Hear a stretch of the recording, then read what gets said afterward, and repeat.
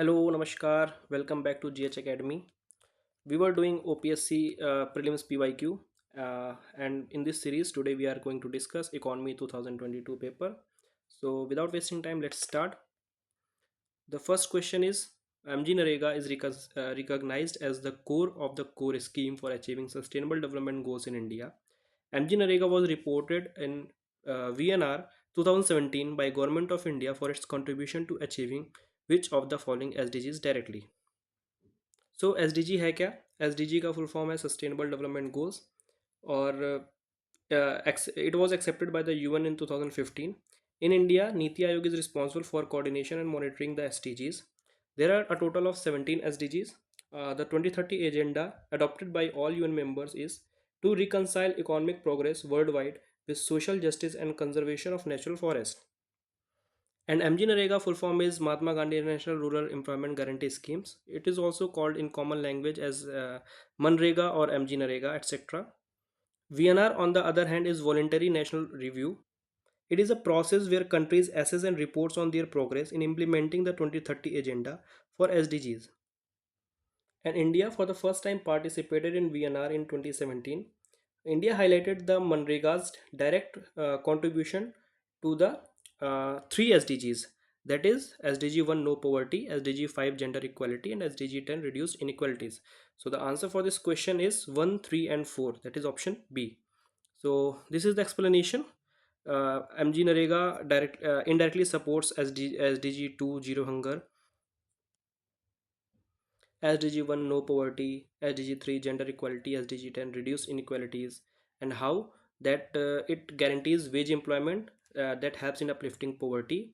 Uh, it also mandates at least one third participation of women that helps in gender equalities, and obviously reduce inequalities by targeting marginalized and rural population. So yes, this is the answer.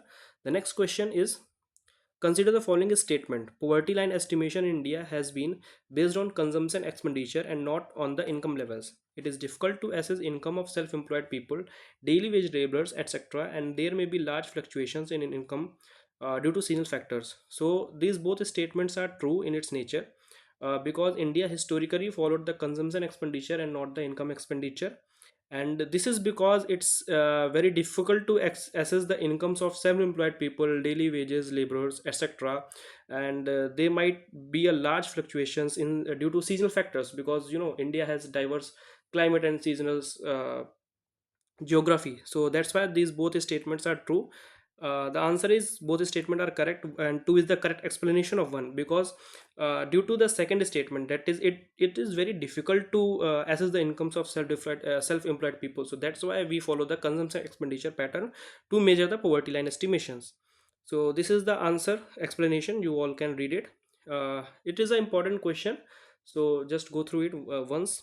uh, the next question is, which of the following terms are components of forex reserve? It is also an important question.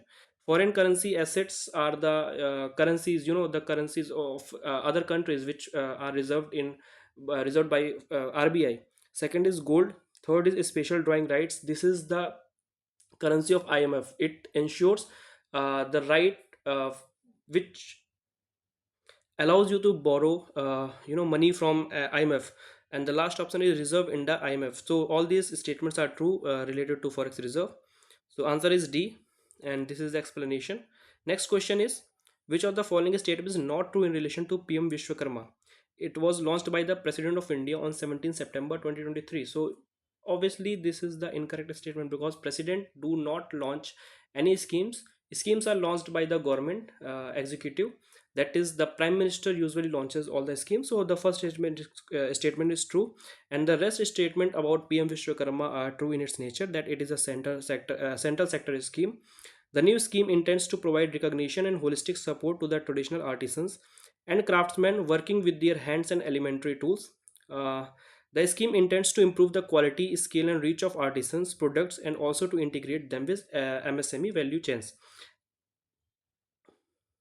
The answer is again, I told you that the not true statement, incorrect statement is first, and this is the correct explanation given. You all can go through it once.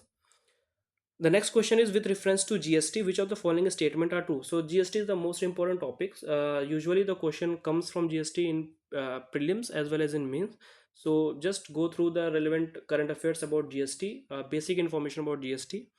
GST is based on a system of concurrency of indirect taxes where every transaction attracts central as well as state GST. So it's a correct statement that it is a concurrent indirect tax system where the taxes are divided between center and the state. GST replaced a production based taxation system by a consumption based tax system. This is a partially incorrect statement. So we'll go with that is second statement is incorrect because it does not wholly completely replace this system. It brings destination principle for cross border trading, for which the poorer and consuming states are benefiting at the expense of more affluent and industrialized ones. So this is the correct statement because it follows the principle that the state where the goods and services are consumed, it collects the tax. So the poorest state usually get benefits of the system. So the answer is only 1 and 3 are true, option B, and this is the explanation that destination principles means that taxes are collected by the state where goods and services are consumed. This benefits poorer state, consuming states, for example Bihar, UP and Odisha, at the expense of industrialized states, for example Maharashtra and Gujarat. So this is the explanation. The next question is which of the following statement is incorrect about the production linked incentive scheme? So PLI scheme, it is one of the several schemes as part of the Make in India initiative. This is true. Its aim is to incentivize manufacturers and promote domestic production. Again true.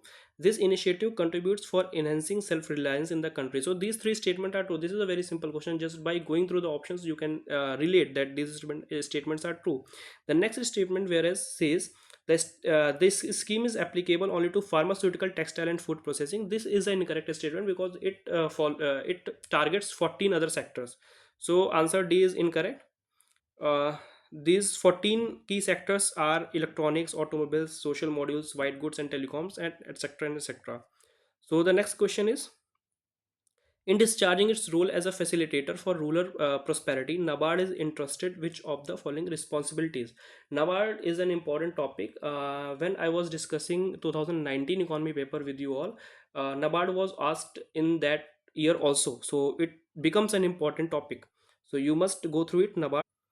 Its full form is National Bank for Agriculture and Rural Development. So it's a bank. It is an apex development bank in India established to promote sustainable and equitable agriculture and rural development.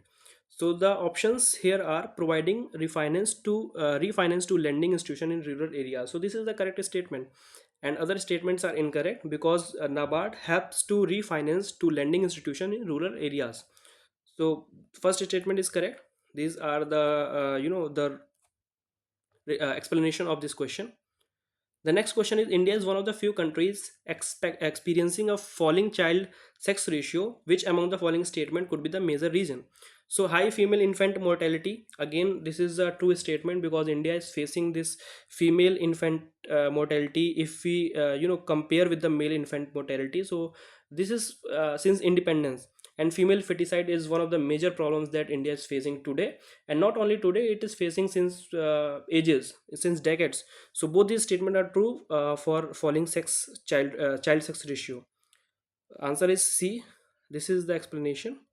So yes, these were all the questions in economy paper 2022. Thank you all for watching. If you like this video, please like, share and subscribe this channel. And if you have any queries or any questions or any suggestions, you might go through the comment section and comment there. Thank you again. I stay tuned for the upcoming lectures. Thank you very much.